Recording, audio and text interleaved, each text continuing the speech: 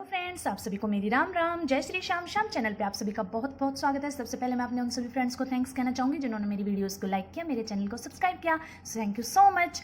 आज हम बनाने जा रहे हैं कॉर्न, वो भी प्रेशर कुकर में। So let's start it.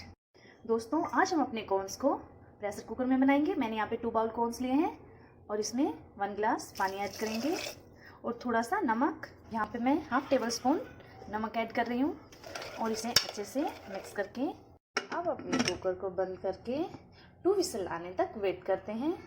2 whistle आ चुके हैं। अब हम इसे ओपन करके देखेंगे और ये देखिए, ये अच्छे से बॉईल हो चुके हैं। आप कोई एक कॉर्न निकाल के अपने हैंड में ऐसे प्रेस करके देखें। ये देखिए, ये अच्छे से बॉईल हो गई है। अब हम इसे एक अलग से कंटेनर में निकाल लेंगे और अब हम इसमें अपना एक लेमन को स्क्वीज कर देंगे। हमारे स्वीट्स कॉर्न बनकर तैयार हैं। आप इन्हें बनाइए, खाइए और अपने अनुभव मुझसे शेयर जरूर कीजिए। अगर आपको मेरी वीडियो अच्छी लगे तो जय श्री श्याम बोल देना, ज़्यादा अच्छी लगे तो शेयर कर देना। Thank you for watching me.